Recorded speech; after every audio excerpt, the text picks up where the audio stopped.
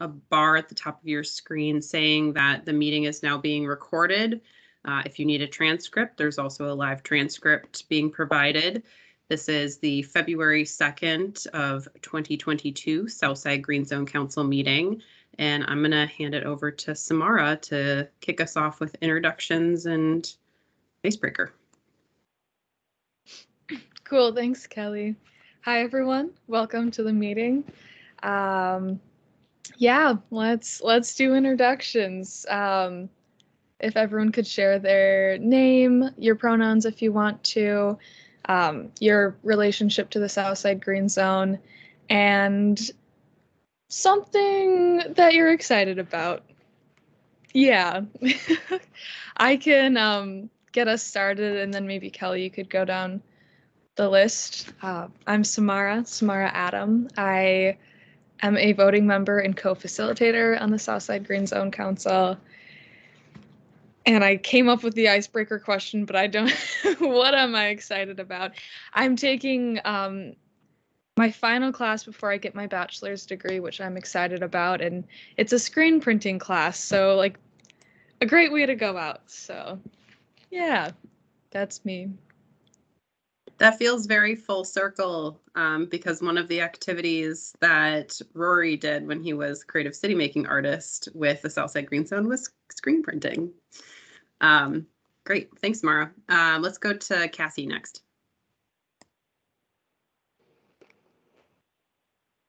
All right. Sorry, you guys. I'm just getting off work, so.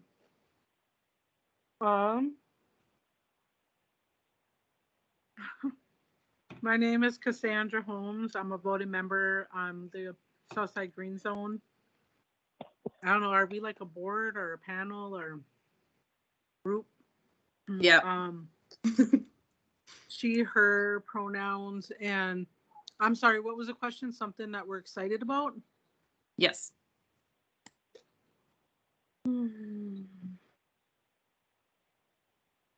That's your excitement, not mine. I don't know. To be honest, I don't know. I mean, I have a grandson. I have 2 6-month-old great nieces in my home, twins that I'm raising. Like, it's sometimes exciting and it's sometimes really tiring. So I don't know, just living, getting up every day, living. Thanks, Cassandra. Karen, you want to go next? Sure. Karen Clark, she, her pronouns. East Phillips, longtime East Phillips resident. Right now working a lot of my time with the Women's Environmental Institute, and I'm a voting member of the Southside Green Zone and on a couple of other boards in the neighborhood and community. One thing I thought of when you said what we're excited about, I'm excited for the spring greens that we're starting to plant the seeds for and get the seeds going. And then, we have to wait a couple months, but they're starting. Those little seeds just start sprouting and it's very exciting. Thanks, Karen. Jose Luis. Hi, everyone. My name is Jose Luis Villaseñor. I live and raise children in East Phillips here for a while now. And my gender pronouns are he, him, his. And what am I grateful for? Is that what you said? What was the question? Excited for? What am I excited for? The weekend with my kids, to be outside ice skating and walking along the river. Lovely. Megan, you want to go next? Sure. Megan Cool-Stennis, she, her pronouns. I am a voting member of the Southside Green Zone Council. And my kid is making dinner tomorrow night, apparently. He decided. And I'm just really excited to see what happens tomorrow night. So. That's great. Good luck. Give us a report. Yeah. Will do. He's 6, by the way, almost 7, in case anyone was curious about that. All right, I will switch to guests and we'll go to Farhia.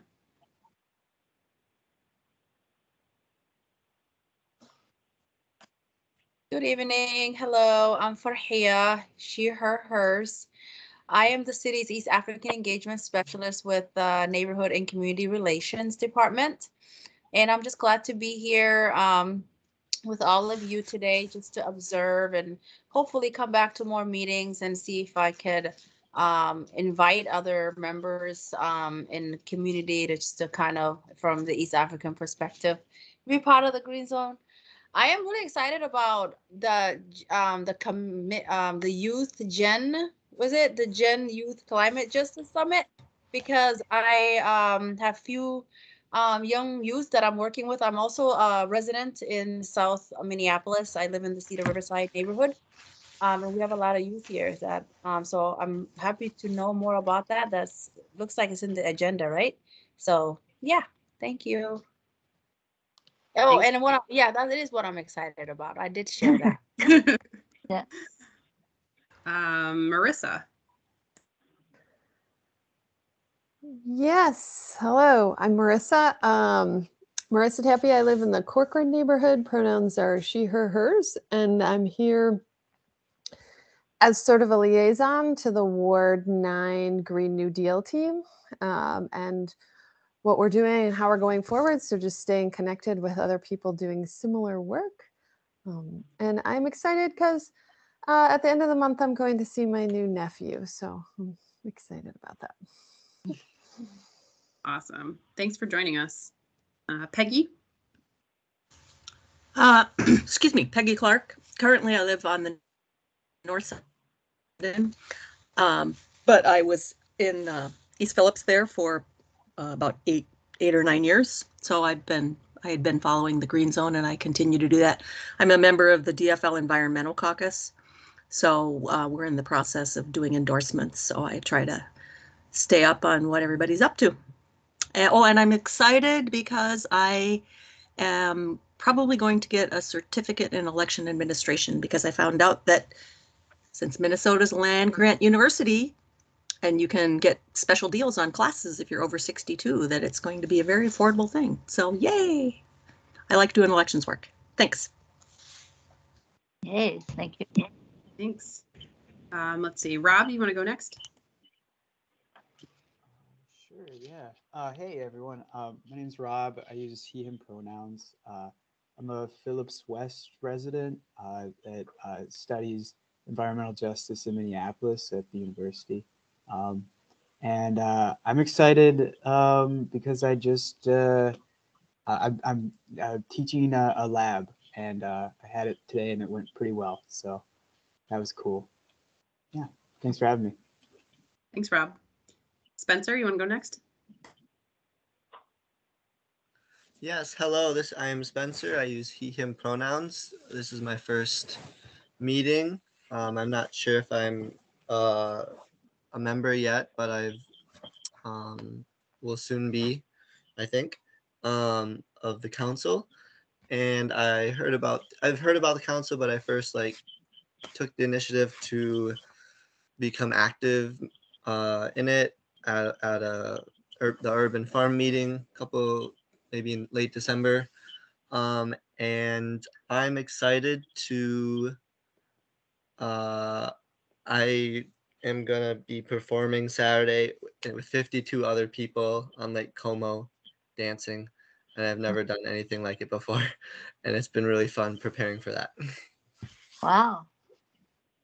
What time? It's at Lake Como. There's a performance at 1, and then there's a performance at 2. It's called The Slow Show. What day was that? Saturday. Sounds like you're going to have an audience. Kosar, we're doing introductions. If you can introduce yourself, and the icebreaker question is, what are you excited about?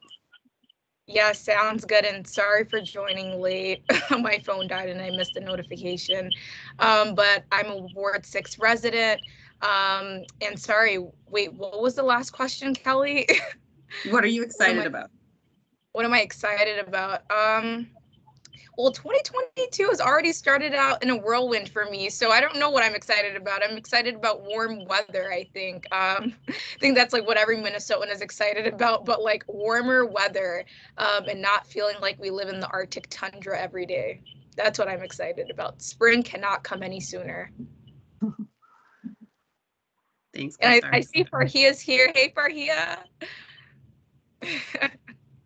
Hey, Salam, how are you doing, Abayo? I'm good. Thank Alhamdulillah. you. It's so nice to see your face. We've got two folks on the phone. Who is the 6733 number? It's Shirley Hire. Hey, Shirley, it's been a while. How are you doing? I'm doing fine. Oh my Great. God, Shirley, it's good to hear I you. can't It's good get to the- hear your I can't- name and your voice. I can't get photos in. I don't know what's wrong with my phone. Okay. Just Well, voice.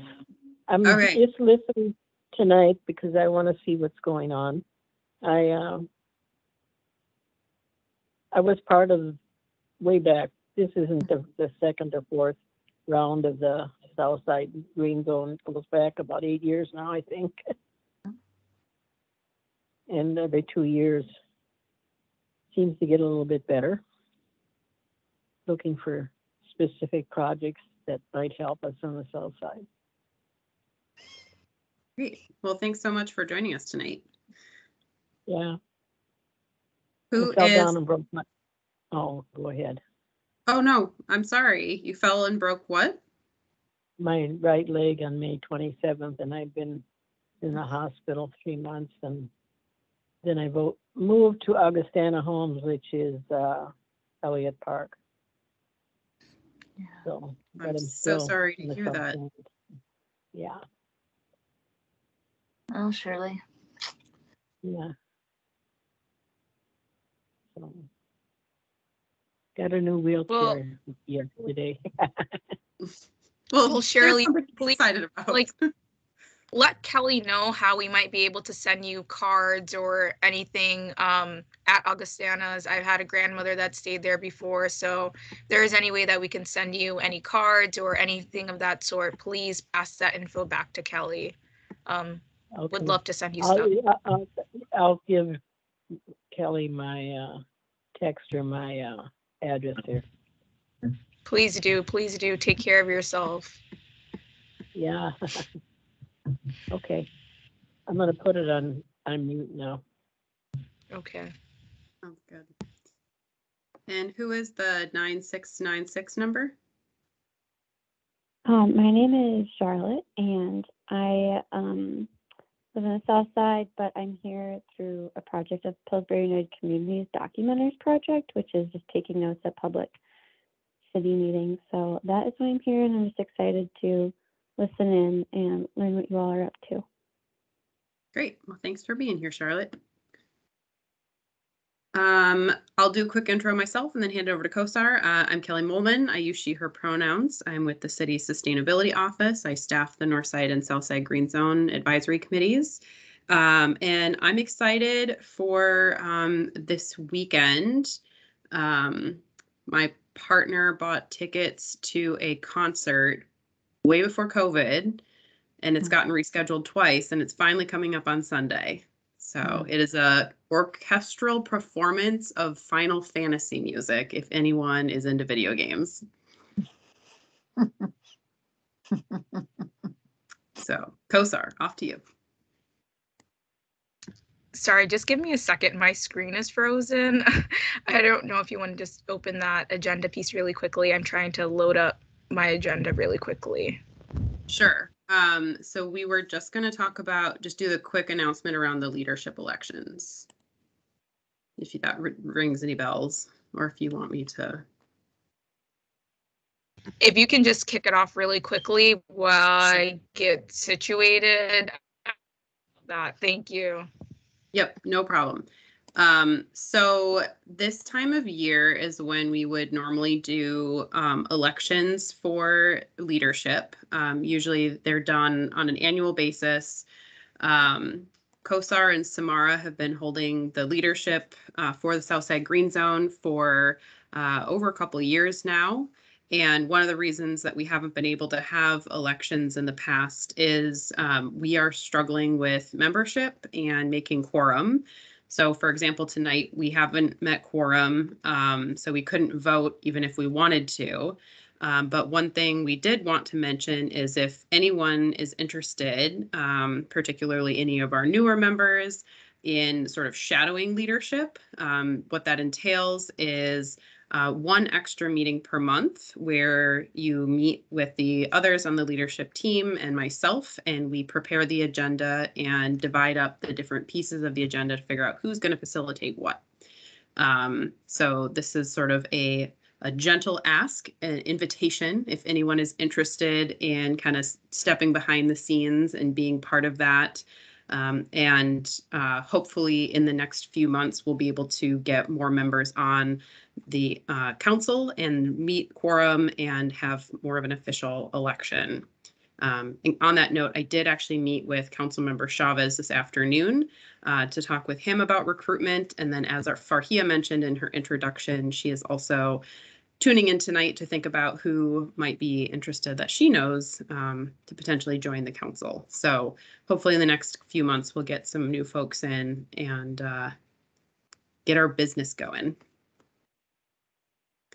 So does anyone have any questions about the leadership, questions for Samara and COSAR and the work that they do behind the scenes, or anyone who wants to kind of raise their hand now and be invited to our next check-in?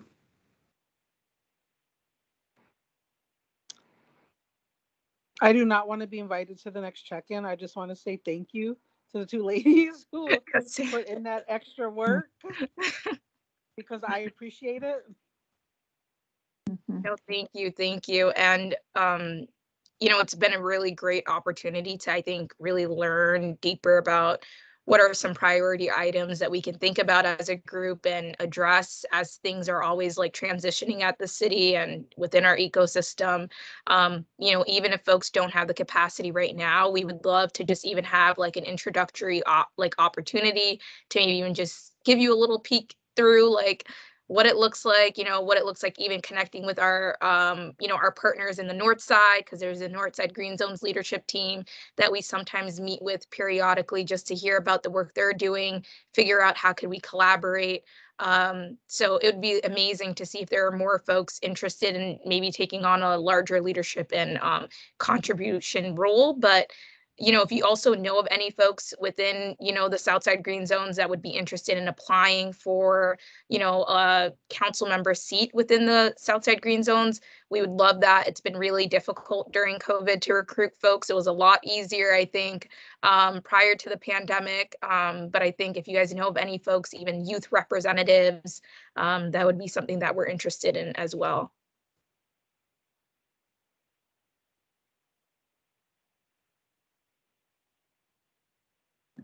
Plus, I mean, you get to hang out with Kelly, COSAR, and I, so it's a pretty good time, you know? But yeah, no pressure, but we'd love to see some new faces too. Spencer, you have a question? Or volunteering, one way or the other? Yeah, I don't, since this is my first meeting, I don't think I'll jump into that right yet. Like I'm interested for sure. Can you explain like the need or what you're looking for in someone? Or describe what, yeah, if that's good.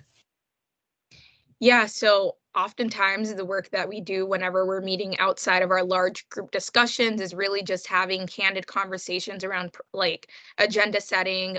If we were having previous conversations, what does it look like to really reset that and maybe even reconnect with some council members and figure out, are there priority items we need to address at the next meeting?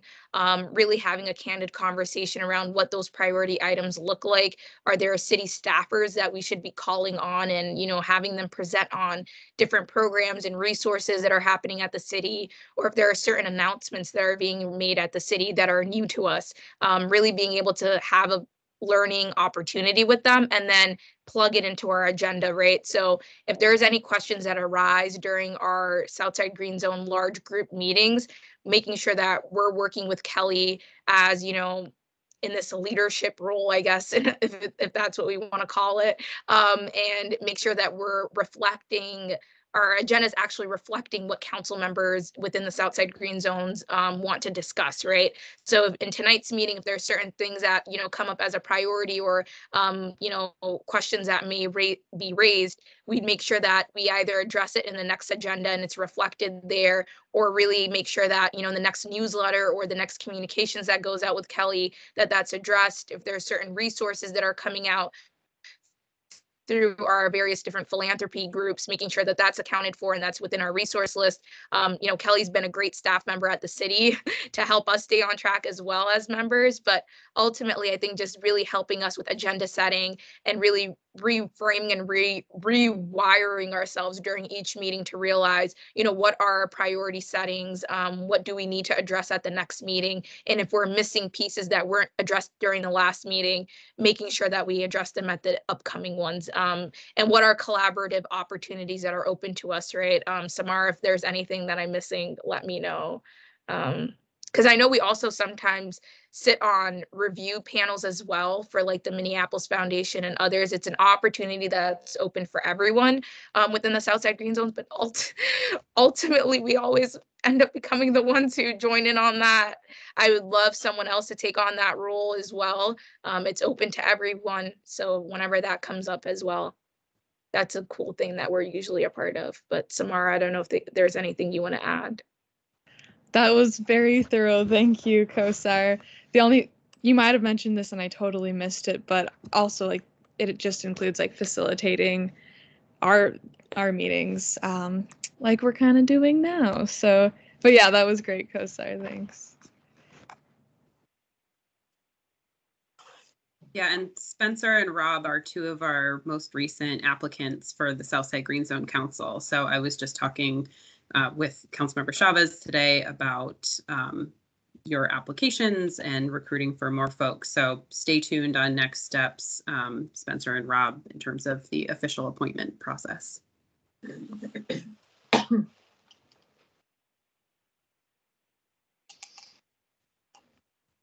All right, well, consider that a standing invitation for anyone, old and new. And if there isn't anything else, maybe we can move to the next agenda item. Cool. So this next one is, I kind of teed up Karen to be prepared to intro us tonight to the sequestered report from the city's Public Works Department on the Hiawatha campus project or water maintenance facility, not necessarily at the Hiawatha site. Karen had requested Public Works or Property Services come speak to us. We never heard back. And so figured we could still have the conversation even without their staff here. So Karen, I will hand it over to you to open it up and introduce the topic for how you'd like to talk about it this evening. Okay. Thank you, Kelly. Yeah, it's disappointing not to hear back from paid city staff who are supposed to be, we're supposed to be advising, I guess, on a request that we discussed at our previous meeting, which was the whole issue of the city expanding its water maintenance yard into East Phillips, consolidating it from all over the city into our neighborhood. and the resistance and opposition from the neighborhood because of the increased pollution that it brings to an already disproportionately impacted BIPOC community. And what was amazing, and the reason this particular topic came up is before the last election, which changed everything, I might say, in terms of the prospects for where we go with this now. But before the last election, there was a vote that said that too bad that the neighborhood opposed the city's proposal to expand their water yards into our East Phillips neighborhood. Too bad we lost it by one vote in the final vote before the election, and it was just going to go forward, and they were going to knock down the Rift Depot site, which was a place where we had where East Phillips Neighborhood Institute and allies had proposed a urban farm and a whole realm of culturally specific businesses and places, recovery for some of those businesses that were destroyed during the uprising after George Floyd, others that are just wanting to grow. At any rate, where we ended up with it has now changed. But what happened during that whole process was the city council voted to ask the staff to look at alternative sites. This was back in, I think it was April. There was a staff directive led by our city council member, Alondra Cano, to ask the city staff to look at alternative sites to East Phillips. And when they came back and presented in August, they only presented one alternative, and that was to locate the facility in Fridley and to expand the facility they already have in Fridley. That was a very divisive, and actually it turns out unethical and report, because they left off they failed to tell us that there was another alternative that had been presented by city staff to actually renovate the existing water yards in the Marcy Holmes neighborhood. And there was an actual document that was released by a whistleblower from over there who told us about it, told a city council member about it, who told the East Phillips neighborhood folks about it. But there was never any official hearing of that report. And that report basically is what we wanted to have discussed here in our Southside Green Zone Council. And we wanted to have city staff, officially talk about what they knew about it.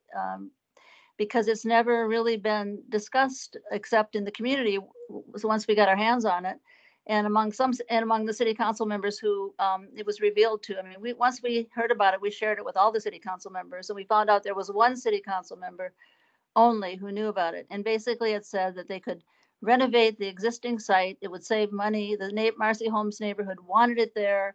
They had a place even to relocate the workers down the street while the renovations were happening. They would build a 2-story structure on that site. It's over 100-year-old building currently, and a site that people feel very connected to in the neighborhood, and the businesses there want the jobs. And the report also talked about how this was opposed by East Phillips on an environmental justice basis. So Kelly, I don't know, I sent you the report. I sent another copy today. I don't know if you got it. But I can hold this up. This is what it looks like. It's on official Minneapolis stationery, and it's dated June 2021. I think it's actually June 8th that it was done. And it's just something that caused a lot of problems, because not revealing that, what happened was it looked like, there you go, the first executive summary.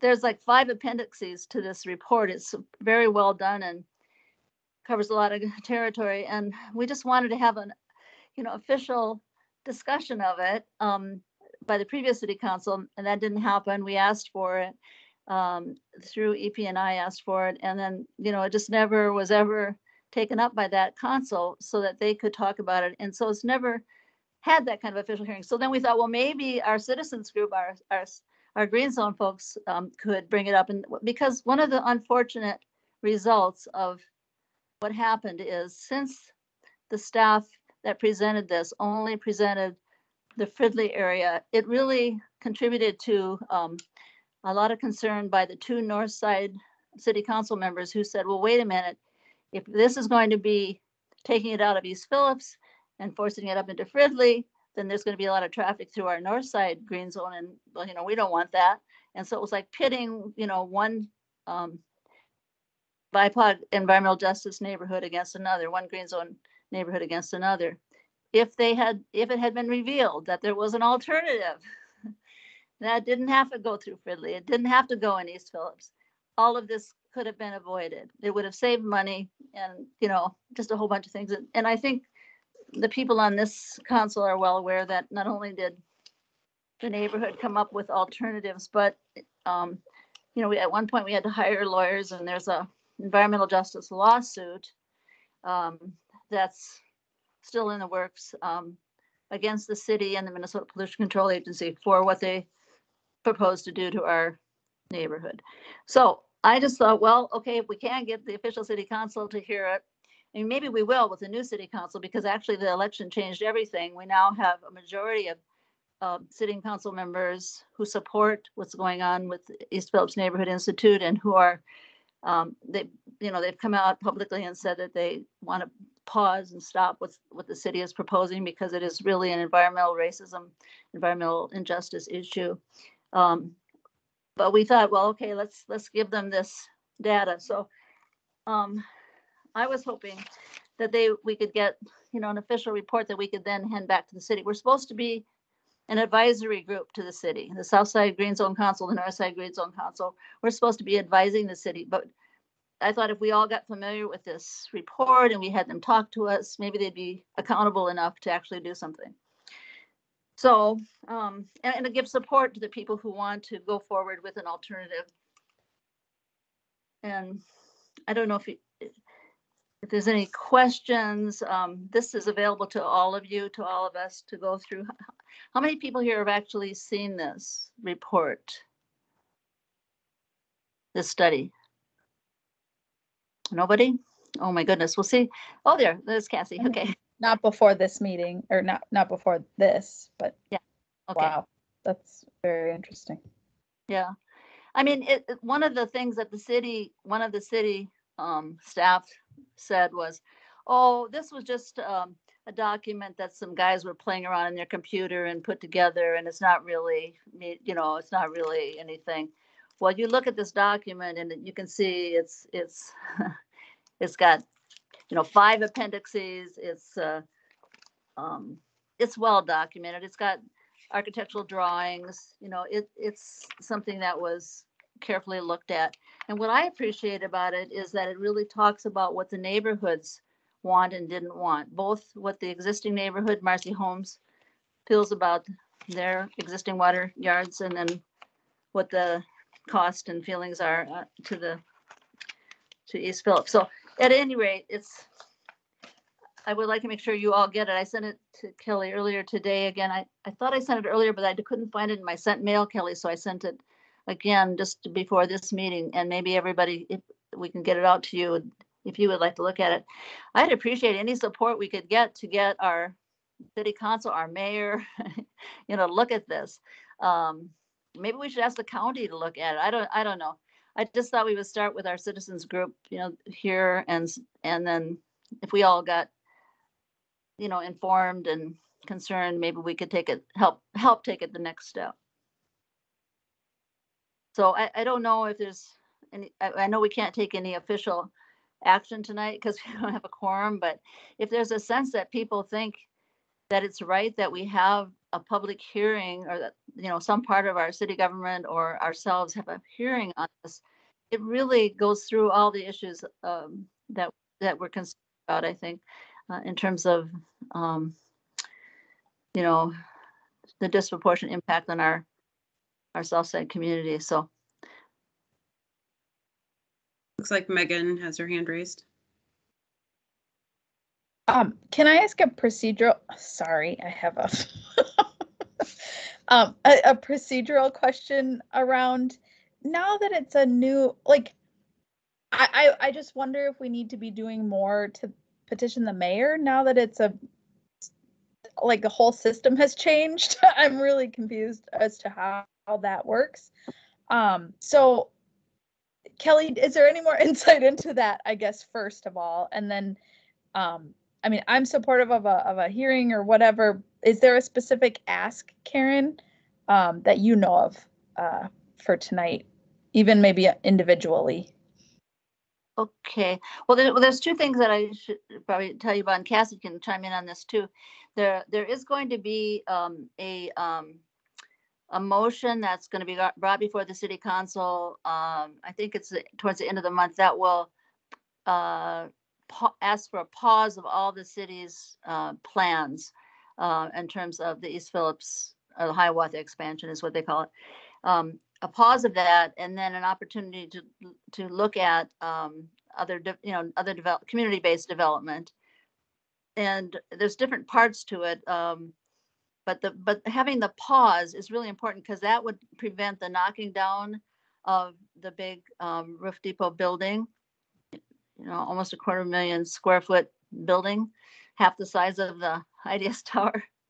It would prevent the loss of that structure, and it would also then open up, the opportunity for the community, for a community-controlled, community-owned project, which is what has been being talked about for a couple of years now.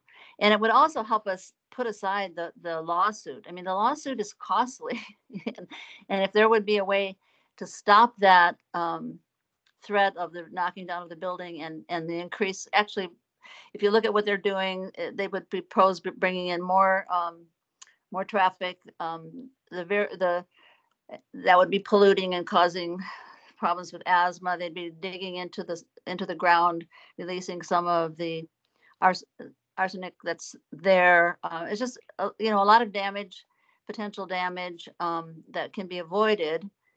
And so pausing it, so at least there can be a discussion, I guess, that's one action item is support the motion that'll be coming to stop the city's proposals right now, and to also look at how to support the neighborhoods in development. There's a request to have exclusive development rights. One of the things that's happened is the city has asked the neighborhood to raise money to help pay back some of their costs that they've put into this project.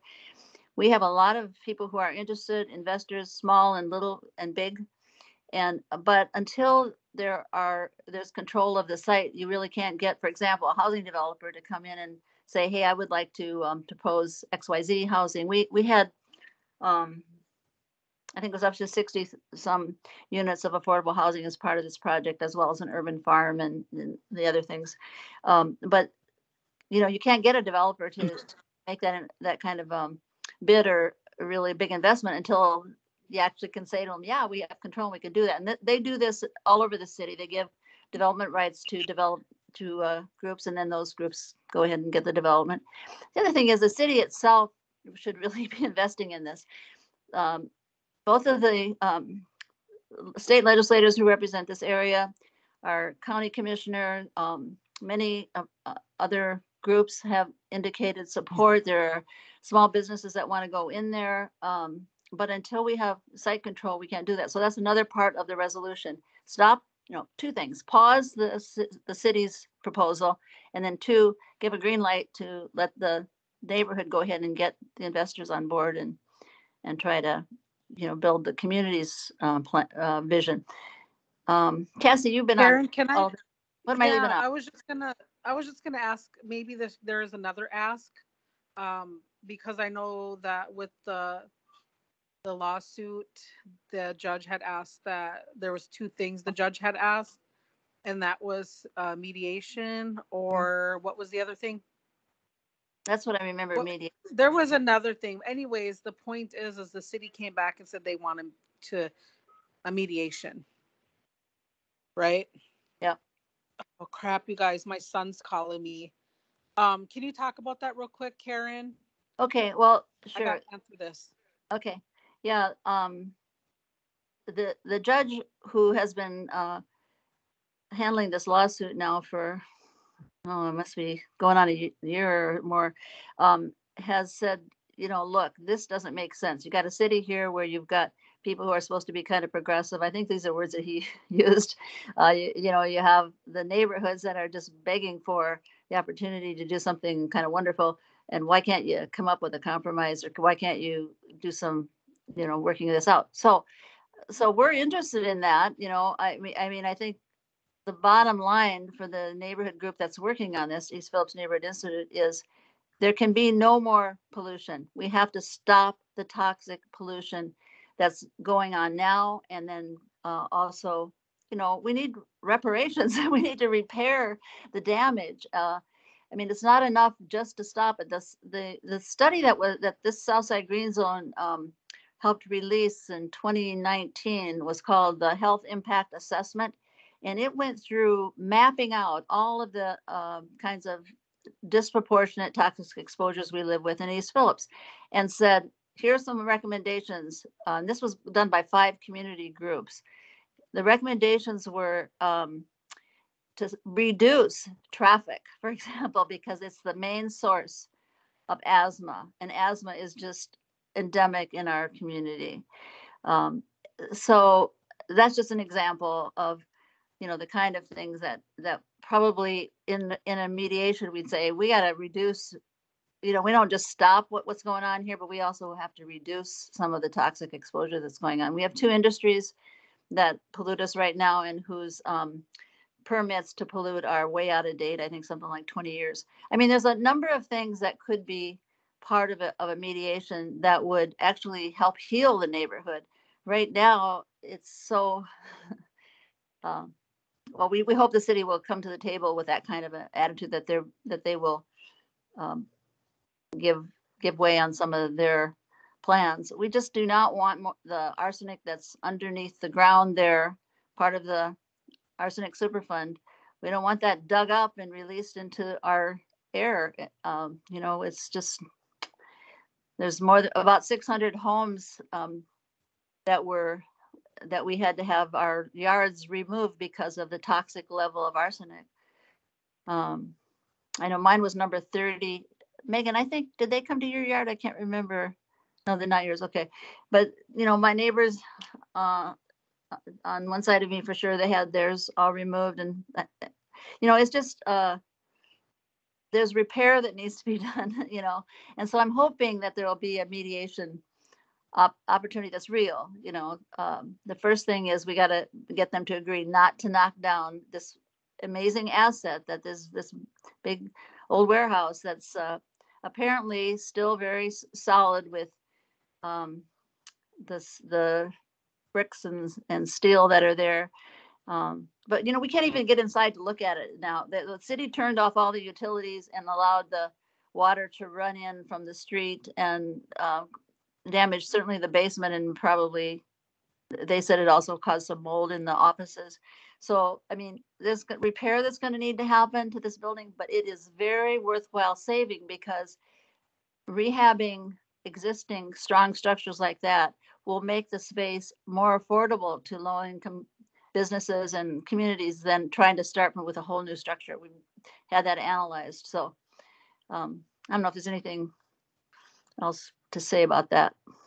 I was gonna address, Megan, your other question related to city structure and procedural issues. So some of that we're still figuring out. What I've heard at a high level is the mayor is in charge of department heads in a more direct way than previously. And but that advisory committees are still advising city council on policy issues, and the city council will be a predominantly like policy development entity.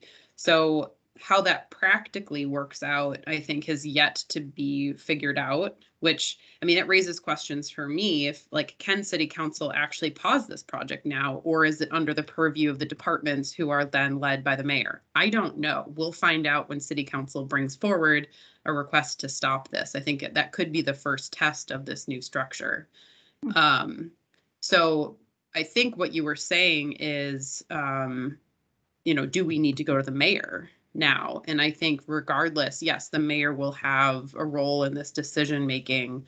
And that I think, sharing that, folks' perspective on this would definitely be well directed there. And as individuals, you can do that. So not a clean answer on that. I think, we're not quite sure how this works yet. It's still very new. We're hoping the mayor will be impressed with the fact that it looks like we have a veto-proof majority of people who will vote to pause the city's plans.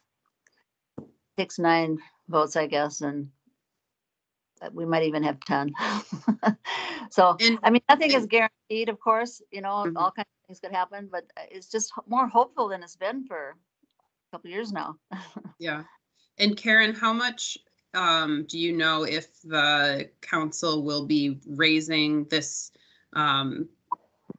sort of sequestered report as evidence for pausing the project? Is that going to be part of it? Because it hasn't been introduced in a public way yet. Are they going to try to do that and use this information to help with their cause, or are they just kind of moving forward with a pause and not really dealing with the report? What I saw today was a list of about 5 things, and that was one of the things of the 5. So okay. I think there's 2 that are absolutely priorities to pause in the city and to allow the neighborhood to begin to have some opportunity to go forward. But there were 5 things, and that was one of them, which was to get that suppressed report out there. And the city council member who represents that area is interested in that. I mean, the neighborhood there has said they want their site to be renovated, and they've appreciated over the years, I guess, all the business that came from the people who worked at the water yards and other things there. So they consider the building historic. It's more than 100 years old. I don't know too much about that particular building. I've seen some drawings of how they would renovate it. But I agree with what Kelly was saying, is the mayor is a player here, and I probably should have said more about that, but that really is he's an important person to try to have negotiate, mediate.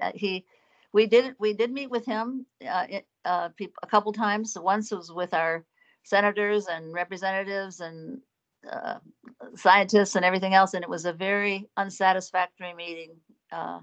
In the end, he just basically said, "Oh, well, I'll just try to make it all. You don't really get it. You neighborhood don't get to have any land, but I'll just try to make it neutral in terms of,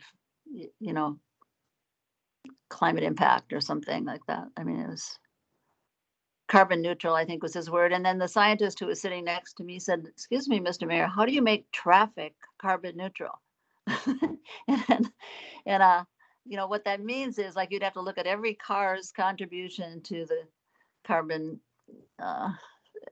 exposure and stuff. I mean, it was not a very bright comment, I guess I'd have to say. And it was disappointing because we had really hoped, that he would care about that, especially all the health problems that are part of this. And maybe he will have gone through some changes by the time, to get to the negotiations. I don't know. Well, thank you for raising this, Karen. I don't know, was there any other questions that folks had? Otherwise, we can reiterate the 3 asks. So supporting the motion that City Council will be bringing forward, supporting the community's request to have exclusive development rights, and then supporting mediation for the lawsuit between community members and the city.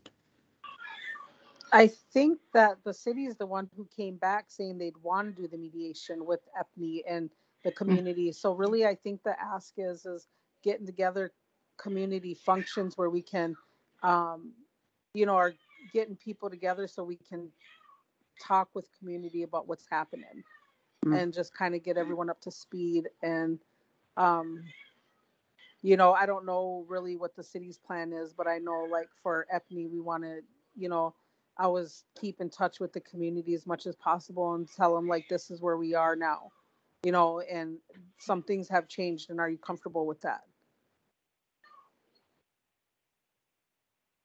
Yeah. And Kelly, I'll just come in and add really quickly. I know the city is currently searching for a new senior policy aide at the mayor's office for climate and public health related work. And they're supposed to be focused on the departments of sustainability and public health. If there's a way to provide them a debrief on the stuff that is arising in this work and making sure that they're plugged in and they're aware of the various different moving pieces and how to have a candid conversation with not only the mayor's office, but making sure that department heads are prioritizing this work. I think that would be something that we need to probably keep track of, as whoever is hired for that role does have access to this council and other resources as well. And just figuring out what is transparent look like with that new policy. Yes. Yeah. Good idea.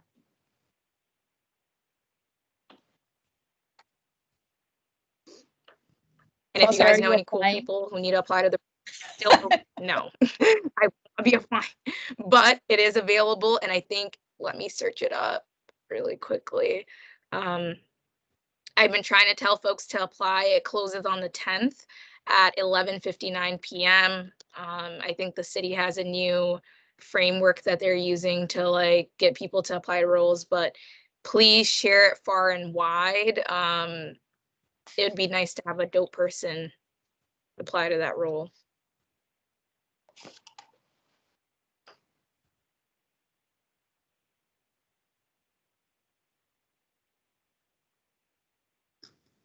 All right. So moving us to our next agenda item, we've got just about half an hour left this evening. I wanted to continue the conversation that we started at the joint Green Zone meeting in January. I talked about then the $100,000 that we have as one-time funds for Green Zone's work this year, and the language that the City Council adopted for that funding speaks to, sorry, and I'm just pulling it up, an evaluation consultant and being able to provide stipends to the Green Zone members. So I had sent out a survey after that meeting about the stipends, and this is the sort of survey results here. So 60% of responses, there were 15 total, said yes, members should receive a stipend. Then there were additional yeses, or I believe people can make that decision for themselves. I think we should pay community members. Yes, all members. And then one no strong feeling and one no. So vast majority said yes, folks should receive stipends. How much should the stipends be? Kind of a range, but closer to the either $50 per hour or a set amount per meeting. And so whether that's $50 per meeting or more. So this sort of was a little bit more jumbled in the results. And then in terms of what should members receive the stipend for, basically everyone who is in favor responded that it should be for our monthly Northside meetings, Southside meetings, and the quarterly joint meetings, and then participating in committee meetings. So for folks who are doing additional meetings for the Green Zone Summit planning, the community air monitoring meetings, et cetera. And that would include the facilitator leadership planning meetings as well. So based on these results, I think it's pretty loud and clear that we will have stipends for Northside, Southside Green Zone members this year. I think at this point, a compromise in terms of amount could be $75 per meeting. That kind of balances the $50 per hour and having a set amount per meeting. It's kind of right in the middle. So what I plan to do in terms of next steps is to put together a more refined budget on how many members we have, how many meetings that would be approximately for the year, so that we can then be more clear on how much of that 100,000 the stipends will take. And then so that was sort of the conversation were able to have at the meeting. What we weren't able to really get much into was the evaluation consultant scope of work. So I was hoping to spend maybe 15 minutes this evening, more if we need to, talking about what would folks like to see in that evaluation. I think, Karen, you had made a point in that meeting of can we look at what the city's not doing and what the city could do to make the green zones work more effective, not just about what is the community doing or not doing. And yes, that is 100% within the scope. And I think it's important for us to clarify that. And if there's any specific like evaluation questions you would want to include sort of along those lines or anything else. So hoping we can just sort of take the next 10, 15 minutes to brainstorm what are things that we would, and maybe it's easier to think of what questions do we want to ask? Do we not want to know the answer to from this consultant?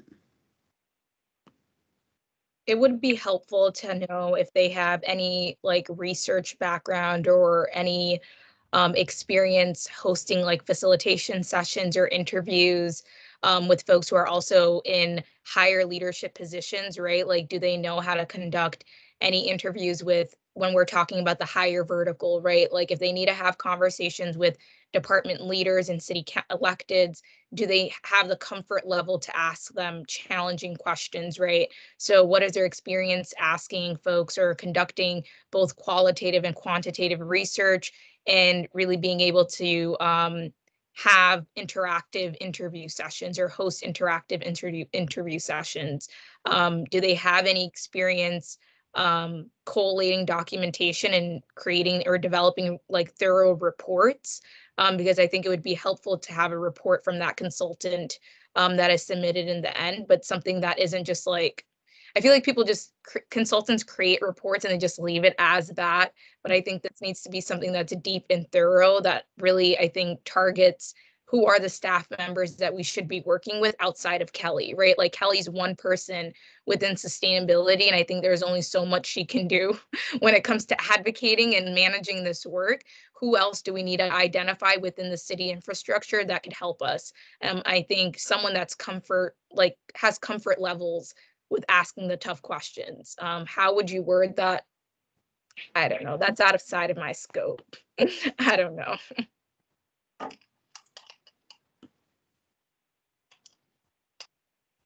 Go ahead, Cassandra.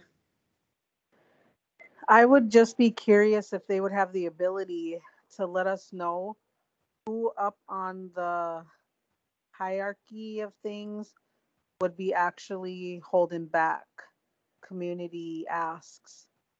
To let us know who's actually the leader of that, who's starting that. I don't know who's voicing that. Where an example could be like where Little Earth is trying to get something done and a lot of people approved of it, and then all of a sudden it's like, well, no, you can't do that, because of this, and nobody knows where it's coming from when everyone else kind of approved the plan. So it's like, who has that authority to say no where everyone else feels like their hands are tied? I'm just curious if we could know that kind of stuff. And why, like what it would be that staff member's background, and you know what I mean, with this community, or with certain things that they put holds on. If I could just expand on what Cassie's saying, she's absolutely right. That, you know, we hear things from policymakers, the people that are elected, that they say one thing that makes it look like, okay, this is going to work out. We're happy to go there. And then they talk to staff, often long-term staff who've been there decades, some of them, and they're the obstacles, apparently. I mean, they only provide information from a very biased point of view, and maybe hold back information, like in this suppressed report, for example. But I mean, I think that's a really good question, and it is frustrating not to be able to find out, like, so who's got their foot on the neck of this situation, you know? That's kind of what it gets down to, and trying to, you know, I'll just leave it at that, I guess. Mm-hmm. I just want to add, Kelly, for me, I want to know how far. Oh, I'm sorry, Jose.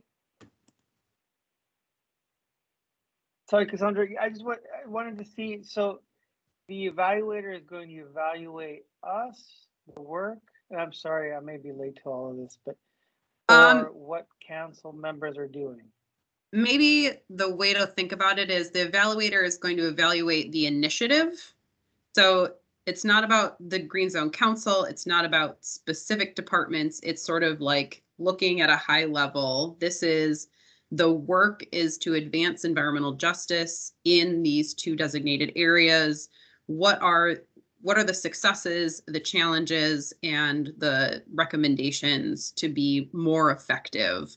What specifically within the language, it says what existing staff resources and funding could be put to bear on this work that isn't. And I think a number of the things that you are mentioning, like those of you are mentioning tonight, around who are barriers, where are those barriers, why is the buck stopping where, those are absolutely like critical questions for this. Thank you.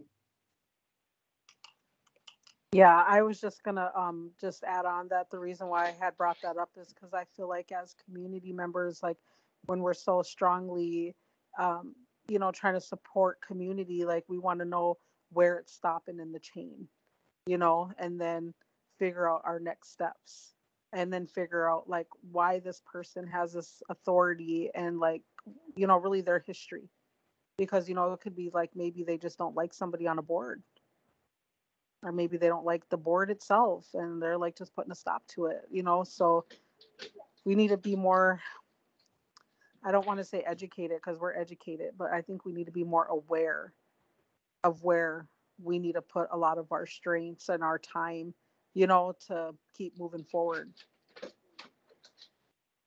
You know, something I think I've kind of shared multiple times, Kelly, and I'm sorry, maybe you've heard me say this, but you know, at what is the strategy at the city on their hiring strategies, on who they're hiring as staff?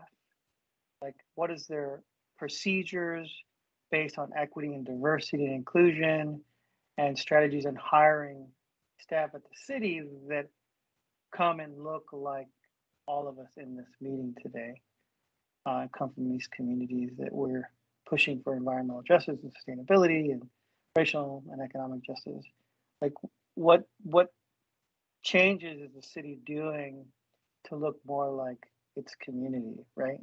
So I don't know if that's an angle, but it's always been an issue for me for a long time, is to really look at how the city hires people. From what I've learned, not you, Kelly, but a lot of people in the city that work for the city don't live in our communities that are experiencing the environmental inequities and frustrations. So I'm not saying that's everyone at the city, but it's a good chunk. And I don't think that's by accident. It'd be great to figure out what its plans are to kind of uproot that history or culture at the city. Yeah. Yeah, and I will encourage whoever we hire as the evaluator to interview me, because I think my perspective on that is recent years, there has been some fantastic hiring, but to the point of what some of you are naming, like where are the barriers? Like that can be people who've been there for many, many years who are managing some of those new people who are more diverse, who are more reflective of the community, who are Minneapolis residents and really care. And the reason they're getting into government is because they care and they want to see change. But those who are above them, and maybe not the top, who are like making all the promises without follow through, but like those in between are like, well, that's not how we do things here. Slow down, take a step back, wait for permission. Yeah. Some of those things I've literally been told myself. So anyway, Farhia, did you have your hand up? Yeah, you said it. Yeah, I think it's important to really look at whoever's going to be hired to also have that cultural component, that cultural responsive component, and understanding that they have to have a knowledge of the green zone in that area and the communities, so that, and understand some of those issues, those key issues that are hurting those communities. So I know this is my very first meeting, and as a city staff, I really enjoy being here just to hear from all of you. I just feel like, where have you been at all my life? Because it's like, this is exactly, as a working group to really give feedback to city staff, and what do we do with that? And as the city's East engagement specialist, I want to be able to be here for you and be a resource for you to make sure that this council also reflects all of the communities in that green zone as well, so that no one is left behind. I don't think a lot of people in my community, I live in Cedar Riverside, I also work in the city, have any idea what Southside Green Zone Council is. They don't know. So now it's my duty to make sure that they understand and that they're also welcome to this space as well. So thanks.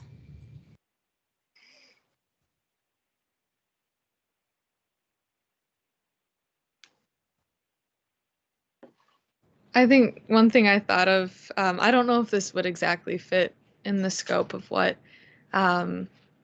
they would do, but I mean, I'm always just looking to continue the conversation on member retention and finding new members. I don't know if like they'd be able to look at like our meetings and see how they're facilitated and give us suggestions, or if there's more resources that the city has for finding members. Just keeping on working on that. I think that'd be good.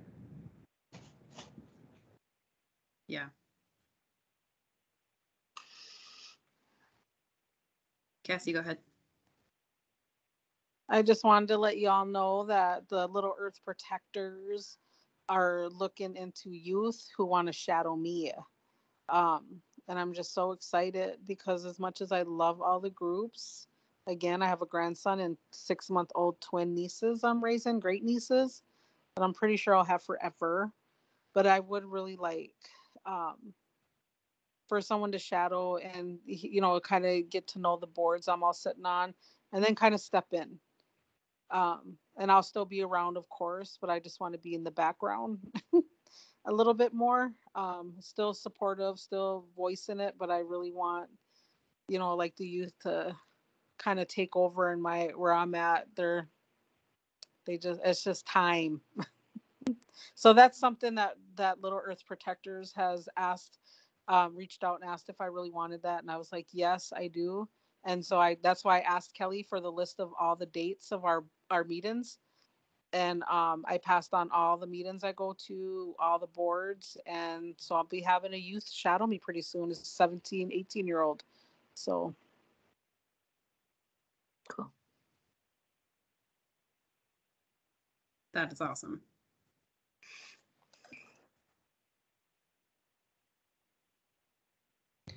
And then I have a question.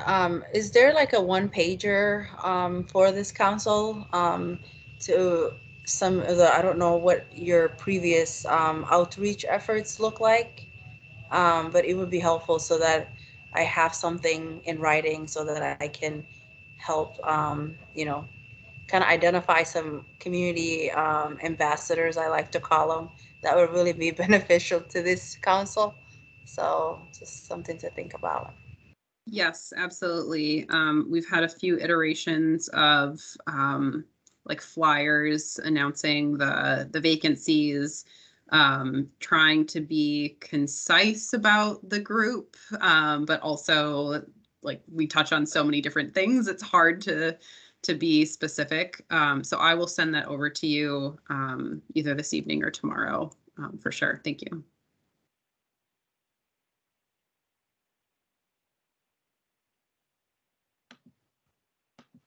Well, in terms of next steps on this, so I'll take all the notes from this conversation tonight. We're also going to be asking the same questions of the Northside Green Zone Task Force at their meeting next Tuesday. Then I'm going to compile all of that and develop a scope of work that has essentially research questions in it and the experience of what we're looking for the evaluator. I'll put that together. Thanks, Jose Luis. Marianne Abdenour at Hope and Sai and Natalia at Center for Earth Energy and Democracy have offered generously to review that and help add some of their additional thoughts to that scope. And then we'll hopefully be getting it out by the end of this month through the city's contracting process, because that always takes a little bit of time and we do need to do this evaluation this calendar year. So as soon as we have a draft, I'll send that out to all of you. And if you have any additional thoughts in the meantime, always feel free to call, text, or email me those. So thank you for that brainstorm tonight. This is super, super helpful. So next on our agenda, I think Kosar, you are on deck to talk about Green Zone projects report back. Yeah, so earlier, well, actually late last year, not earlier this year, late last year, we were able to share a list of folks that were awarded funding for our Southside Green Zones Fund. Folks were able to successfully, I think, now get paid out. So we're wondering, what does it look like for those folks who were awarded those contracts to report back to the Southside Green Zones Council? How do we want folks to report back? Do we want them to present at the Greenstone Summit? Would we have them present at a regular Southside Green Zones meeting? Is there certain types of reporting or documentation we would like them to provide prior to attending a Southside Green Zones meeting, if that's, you know, the route we decide to move forward with?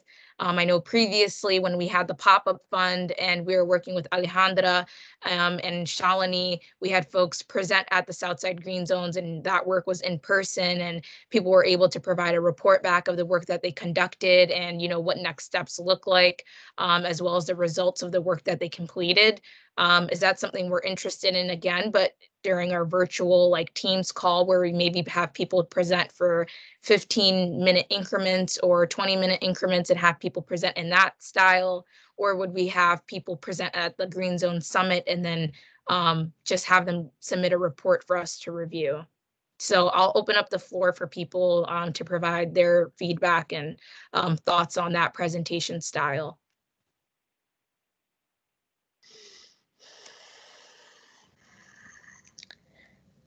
I would potentially be interested in folks, at least who from the Southside Green Zone coming to the Southside Green Zone Council. But I do wonder if like 5 minutes is enough for presenting or something. Also, because I don't want it to feel like this is a whole nother burden on folks, but that it's informally just more I see it as like getting to know each other. Like I would love to hear a little bit about where this money went and what good work folks are doing, and almost like a teaser. Like we can find out more if we want later or something like that. I don't know if that would be welcome, but I'm have a very short attention span.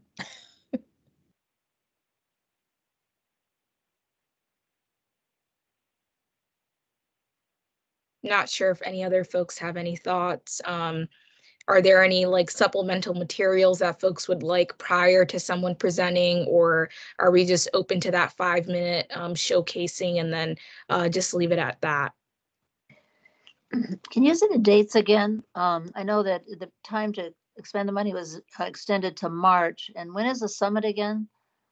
Yeah, so the projects basically the deadline for the projects work is March 31st, so it's through the month of March.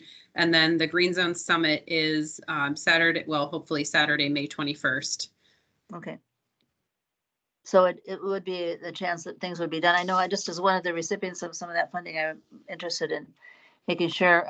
In fact, I was hoping we could maybe even just say a little bit about what question we have tonight for one, but that sounds like that schedule works. Then there will be time, and the Green Zone Summit does sound like one good place to present. But I do like what Megan said about, if it also, there's at least a brief report to the Southside Green Zone of our funding that we put out there, that would be good, I think, and there could be more give and take, more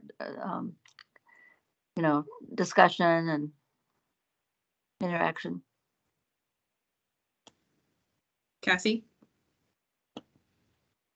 I was just gonna say, I really like if people just want to talk briefly about what they did, that's awesome. But if people want to present, like maybe someone got money who's an artist, or for kids dancing, or whatever, that if they want to present, that they can have that space to present. Because a lot of people, when they come back for what they've done, they don't just talk about everything a lot. They'll have a whole presentation, and we want to open that space up for them. I think that'd be kind of cool. So, and we should always encourage that. I think when we ask for people to report back, is yeah, you can say hi. Hey. Hey. But to let them know that they don't have to just come and talk to us and give us a slideshow. Like, they can present however they see fit, as long as it is not super long or something, like have them cut it down, maybe a teaser or something, but I just think that'd be really cool and awesome. That's good feedback, Cassie. Thank you. Yeah, the city did some small grants for a different project last year, and one of the options for reporting was folks could make a video, they could just record themselves reporting out rather than having to type up something. I think one project ended up doing that, but the other benefit of if we are continuing to do online meetings, if people reported on the Green Zone projects, we would have a recording of it, and we could even take pieces of it and make a video later to showcase some of the work. So I think that wraps up my questions for folks related to reporting back on the fund. So I will pass it over to Samara, who will be, I think, presenting more info on the Southside Green Zone, or just the general Green Zones, billboards, and signage project. Thanks, Kosar. Yeah, I do want to be mindful. We have 6 minutes, so not a ton of time, but gosh, I think I'm actually probably going to end up handing this over more to Kelly for updates on the billboards. I do know, Kelly, that oh my gosh, blanking on his name, but new member who wasn't able to attend the meeting, but he sent Joel, thank you. So if you'd want, I could read that out loud at some point if you'd want, but yeah. Yeah, so I could do a quick update on the billboard, and then I think, Karen, if you had a question related to your project, maybe this would be the good time to do that. Okay. So basically with the billboards, I don't really have any clear update. I was talking with the group who's doing the Green Zone Summit planning, and we're kind of wrapping the billboard conversation into that, and we see sort of a through line of a longer and more comprehensive communications campaign for this year, starting with promotion of the Billboard competition to youth, probably like February, March, so that we would have designs ideally in April for our joint Green Zone meeting. And then before the Green Zone Summit, kind of transitioning into promotions for that. At the Green Zone Summit, we would announce the billboard winner and then work to get the billboards designs up on billboards in May, June, and then through maybe the remaining months of the year, have some more general Green Zone awareness messaging that goes along with the billboards that go up to increase awareness. So that's kind of generally where we're at. Our new Northside Green Zone Vista just started within the last couple of weeks, and she's taking over most of the Green Zone Summit planning and also kind of putting together this campaign schedule. So we'll have a little bit more detail within the next couple of weeks. And we're also looking at potential funding opportunities to help with that. Cassie, to your question, what we're looking at billboards right now, but depending on how the design works, it could theoretically be scaled to different things like bus stops and things like that. Yeah, so looking at what Joel shared, yes, Samara, do you want to read the highlights of that? Yeah, let me pull that up really quick here. Am I okay? I'm unmuted. Cool. Let's see. Joel was talking about how I'm having a hard time summarizing this. We want the billboards to help direct people to more information about the Southside Green Zone, because obviously we can't fit everything onto a billboard. But I think he was asking kind of about where would we direct people to. Yeah, instead, because he noted that our info for the Green Zone is like a really long URL, and so yeah, Kelly, let me know if I missed anything. Yeah, I think it's just about how, like, once I see a billboard, like, where do we want them to go for more information and how do we get them to go there, I think is kind of the gist of the question. So yes, definitely something for us to think about as we go forward. So with very, very little time, Karen, update on your project, question you have for us. Okay, I'll be real quick. There were two parts to the award that we got. One was to hire translators and interpreters for some community outreach work that our coordinator for East Phillips Neighborhood Institute was doing, an indigenous person, and we used that money for to do that, to have Somali and Spanish at a big meeting that was put together. The remaining dollars are to be spent for signage that will identify the boundaries of the Southside Green Zone. And so these aren't billboards. These are like signs that'll be in the ground, hopefully forever, or not forever, for a long time until we get some work done. So we have some money to spend on that. Cassie is volunteered to help me work on putting together a contest. Similarly, maybe somewhat to what the Northside, but we don't have as much time. We're going to just do this, and we have to spend our money by the end of March. So we've talked about creating an incentive for people to help design these signs that will be in the ground, and we want to put them in English, Spanish, Somali, Ojibwe, and Dakota, and those will be languages that will and signs that will be at various points along all of the whole Southside Green Zone. It'll be Cedar Riverside, Phillips, all the different parts of Phillips that are in the Green Zone, and so we were just interested in letting you know that, because we're going to do a contest. Cassie, you want to chime in here? I thought your ideas about this were kind of exciting.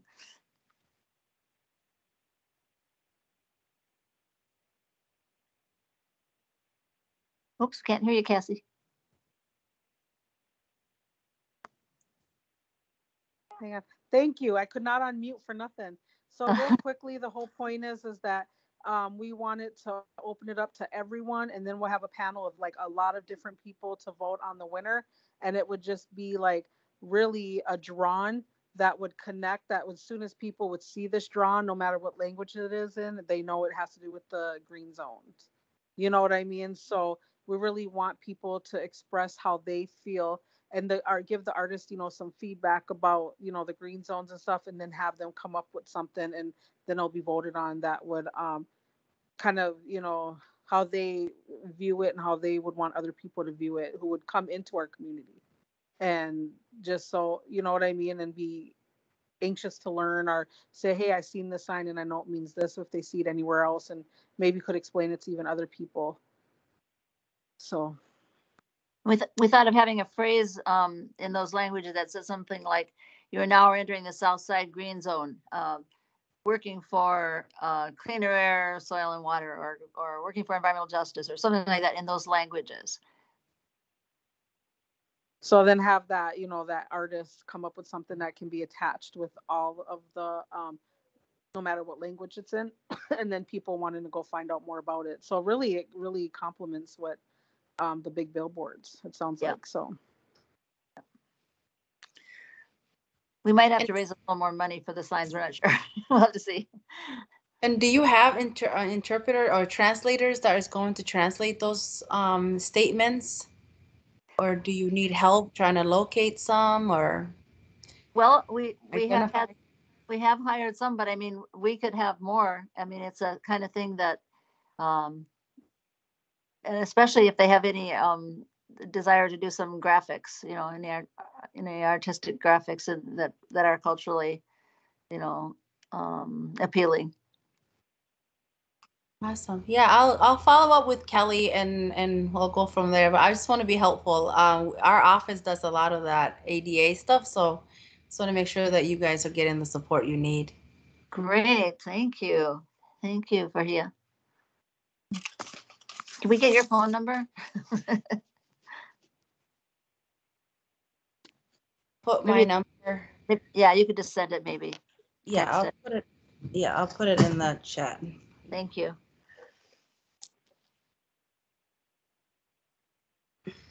That's it. I saw a couple of comments in the chat. Do we have time to get to those? Yeah, I think quickly. So to Peggy's question about permission to put signs up, I don't know Karen or Cassie. Oh man, Karen's leaving. I don't know, Cassie, if the specific locations you're looking at for the signage, if that's something you would need permission, or I don't know if it could be like Lake Street Council might control like where some of those signs go, and you could maybe partner with them to get some of those signs up. I would love to ask and partner, but I'm a community member who does, and I do. So I'm gonna be honest, and I might be wrong, but I'm just gonna do it. I'll put them up. I want people to see it, and then if they have an issue, we'll have to talk about that issue. Yep. Yeah, and then Rob, thank you for the suggestions. I think, we had been thinking about a QR code, which I have seen on billboards. Definitely makes sense for the signage. I feel weird about QR codes for billboards because are people just holding their cell phone up while they're driving? Yikes. But definitely good references. I'm familiar with Bitly. I'll have to look into Linktree. So we are at 8:05. I want to make sure folks get on to the rest of their evening. I had sent a bunch of announcements that you can check out, links to different events, job opportunities, awards, and more. So if you have any questions, let me know.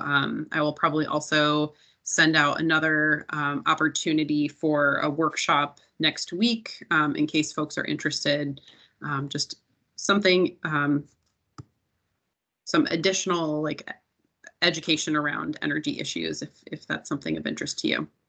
Any quick announcements before we close out that others have? I do.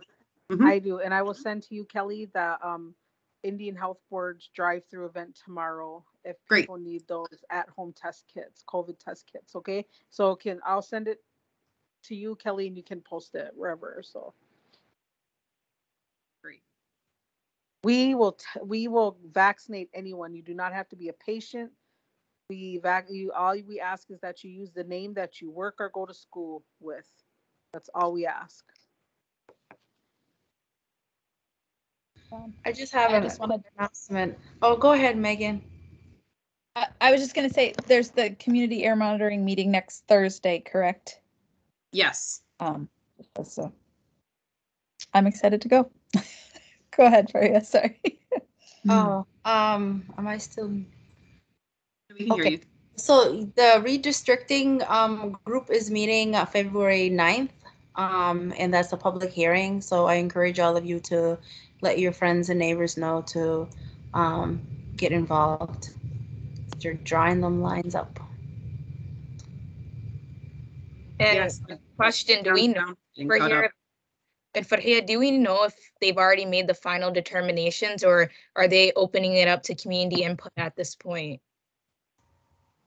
Yeah, they did do a draft, so the draft is already out. So now communities are asked to speak on it and have their voices be heard.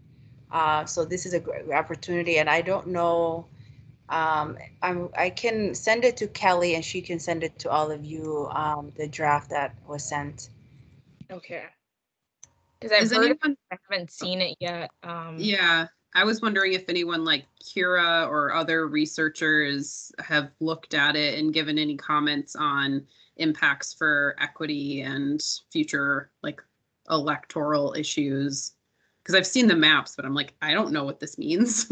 I heard that Ward 6 might be connected to parts of like Mill City, but I'm not entirely sure yet.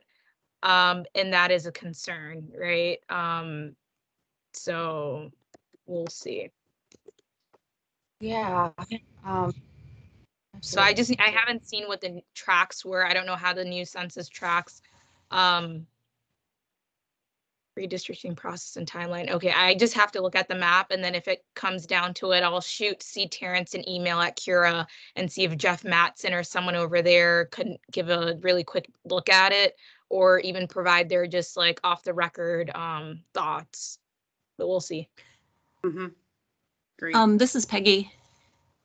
I have been attending all those meetings or watching them on YouTube afterwards, and they've had, you know, the map tools that they use have an analysis on there that shows racial makeup as they change the lines around. And they've taken a lot of comments already from the public and made some adjustments based on communities of interest, which they're supposed to be looking after. So I would say all in all, they've done a pretty good job. They've had quite a few members that are outside of the commission itself that have been creating maps and talking to the commission about why particular communities of interest need particular things. So the maps that they just finished this last week, there's 2 public hearings, one on the 9th of February and one on the 24th. And those are ones where you can make public comment, and they will perhaps make adjustments to those maps based on public comment before it goes to the city council for their vote. And that's probably March 10th, I think, is the next city council meeting after those 2 public hearings.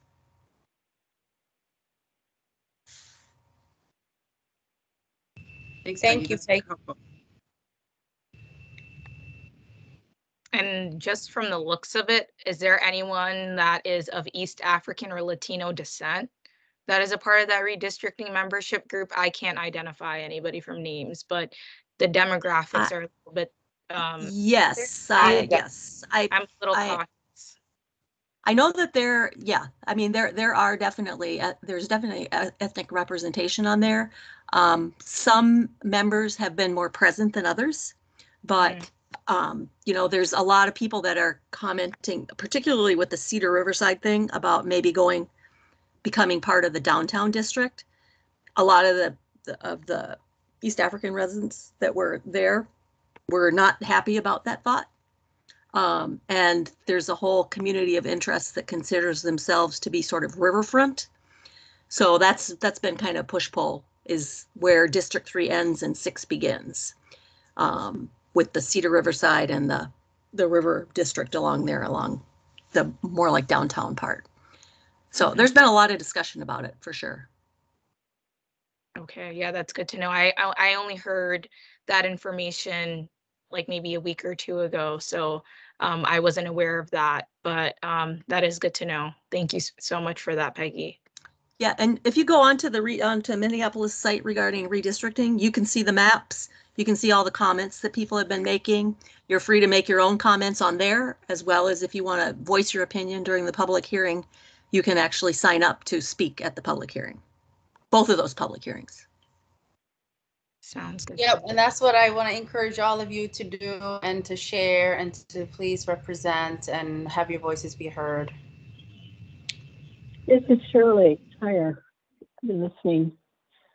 Can I just make a comment? I've been trying to find a map that makes sense of the redistricting. Just blotches of color, and you can't blow them up to find what streets are being put where or what's being connected with what. And I've been at some other meetings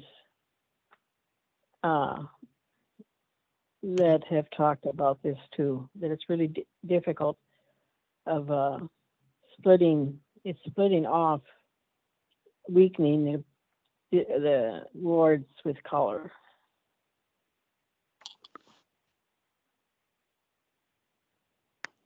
Those are great questions.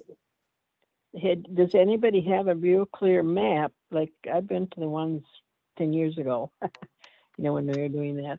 But we had clear maps that you could actually look and see the streets and the borders. And all here you see the splotch of color there, splotch of color there, and it doesn't seem to make sense. It looks like the map that I think Rob sent in the chat. You can scroll and see all the streets. So maybe Kelly, you could email that out. Yeah, because I can't get a picture here on this. I'm just verbal. Yep. I'll include that in a follow-up email. I would just love to see one. Yeah. Okay, thank you. Yeah, because you can zoom in on this. All right. Well, thank you everyone it was a great meeting. I feel like we had a lot of good conversation this evening. Quick reminder, because of the way that we have scheduled our meetings, until we have more members and meet quorum, we are meeting 2 times per quarter. So we've met in January as the joint green zone. We had our meeting tonight for February. We are skipping March, and we will be back together for another joint meeting with the Northside Green Zone on, I believe it's April 6th. Yes, Wednesday, April 6th from 6:30 to 8. So stay tuned to your email. You'll get updates from me in the next day or two on several of the things we talked about tonight. In a few weeks, we'll have an update of scope of work for that evaluation consultant, and probably more to come before April. So thank you, everyone. Thanks, folks. Thank you. Bye. Bye-bye.